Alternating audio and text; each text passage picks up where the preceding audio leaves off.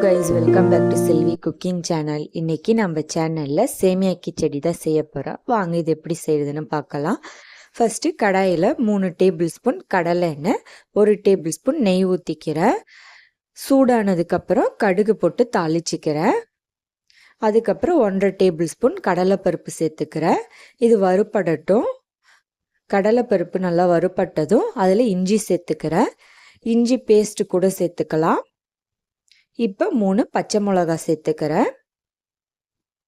அப்புறம் கருவேப்பிலையில் சேர்த்துக்கிறேன்.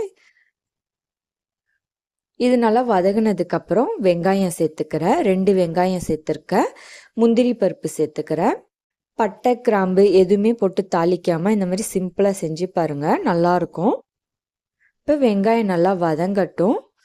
வெங்காயம் கலர் சேஞ்ச் ஆகிருக்கு. இந்த ஸ்டேஜில் கேரட் பீன்ஸ் சேர்த்துக்கிறேன். ரொம்ப சின்னதாக கட் பண்ணிக்கோங்க, அப்போ தான் சீக்கிரமாக வேகும். ஒரு சின்ன தக்காளி சேர்த்துக்கிறேன். நல்லா பழுத்த தக்காளியாக சேர்த்துக்கோங்க. இப்போ இதெல்லாம் நல்லா வதங்கட்டும்.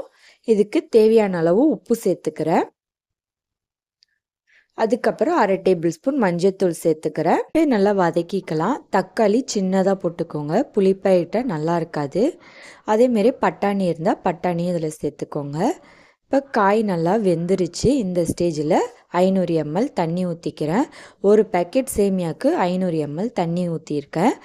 இது ஆல்ரெடி வறுத்த சேமியா தான், அதனால நான் வறுக்கலை, டைரெக்டாக சேர்த்துக்கிறேன். தண்ணி கொதித்ததும் இப்போ தண்ணி நல்லா கொதிக்குது. இந்த ஸ்டேஜில் சேமியாவை சேர்த்துக்கிறேன். சேமியாவை சேர்த்துட்டு நல்லா மிக்ஸ் பண்ணி விட்டுட்டு மூடி போட்டு வேக வச்சிடலாம். தண்ணியில் நல்லா ட்ரை ஆகிட்டு உதிரியாக வரட்டும், அது வரைக்கும் வேக வச்சுக்கலாம்.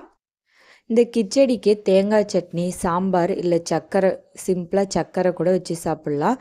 குழந்தைங்களுக்கெல்லாம் ஸ்கூலுக்கு செஞ்சு கொடுக்கறதுக்கு ஒரு நல்ல லஞ்ச் ரெசிப்பியாக இருக்கும். ட்ரை பண்ணி பாருங்கள். இப்போ தண்ணியில் நல்லா ட்ரை ஆகிடுச்சு. காயெல்லாம் பாருங்கள் உதிரியாக இருக்குது. இந்த ஸ்டேஜில் ஸ்டவ் ஆஃப் பண்ணிவிட்டு சர்வ் பண்ணணும். ட்ரை பண்ணி பாருங்கள். இந்த வீடியோ பிடிச்சிருந்தால் லைக் பண்ணுங்கள், ஷேர் பண்ணுங்கள், சப்ஸ்கிரைப் பண்ணுங்கள். நோட்டிஃபிகேஷன் வரணும்னா பெல் ஐக்கானை கிளிக் பண்ணுங்கள். தேங்க்யூ.